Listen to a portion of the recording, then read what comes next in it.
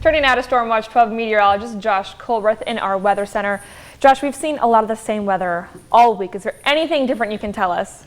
That's why I have this 1,000-yard stare on my face.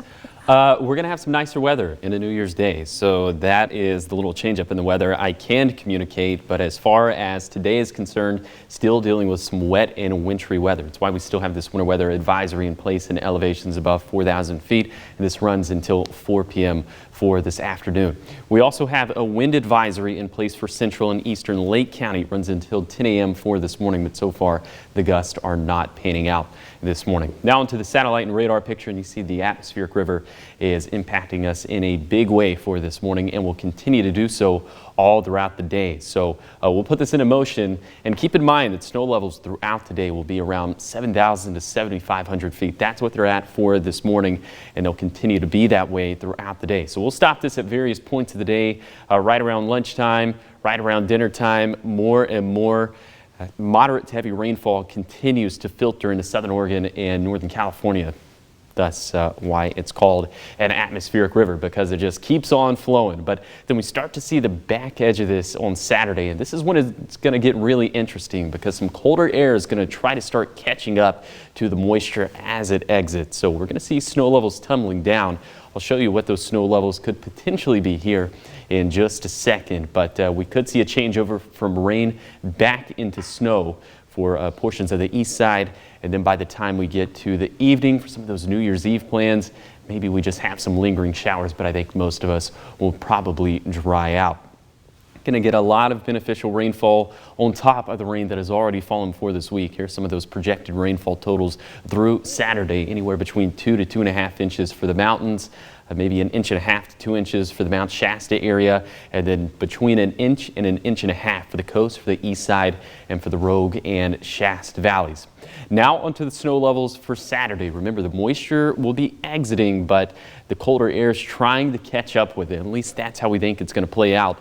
And snow levels will start off the day right around 5,500 feet, falling to around 4,500 feet. So places like Klamath Falls, like Lakeview, like Siskiyou Summit, Snowman Summit could see that switch back to snow. So we'll be watching that very intently. And so if that actually does pan out, some of the biggest snowfall totals could be just outside of Lakeview. The Winter Mountain Summit, could have anywhere between 8 to 12 inches of snow.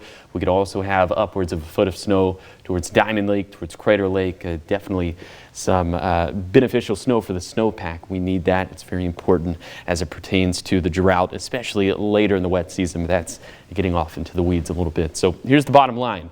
Travel will be a little dicey for this morning, also a little dicey for Saturday, just given the lowering snow levels, but drying out for New Year's Day.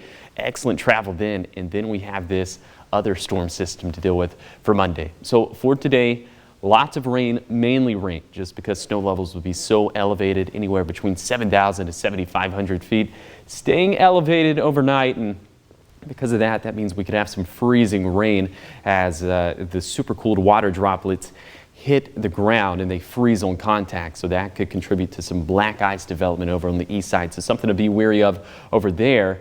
And then, of course, we'll have some of those lingering showers into New Year's Eve, and then we'll deal with more storm systems in the next week. This one on Monday in particular is looking very interesting, because snow levels are looking very low with that one, potentially all the way down to 1,500 feet, which means that valley snow is possible, but it's not a guarantee.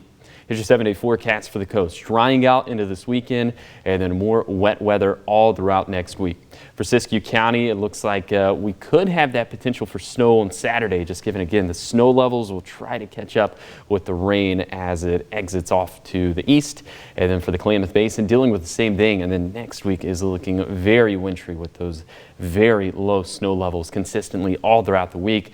We'll get more to the snowpack for the Cascades and Siskiyous, not just within the next 48 hours, but within the next 7 days. So definitely some very good news there. And then for the Rogue Valley, potentially having snow on Monday morning. As of now, my official forecast keeps it as rain, but just know it is possible. All right, thank you, Josh. And with the nice weather we're going to have on New Year's Day, do you have any New Year's resolutions? Oh, we were talking about this the other day. You said patience. I think that's an excellent New Year's resolution. Thank you. I think all of us could use a little bit more patience. Yes, all right. Well, thank you, Josh, of course, for your weather.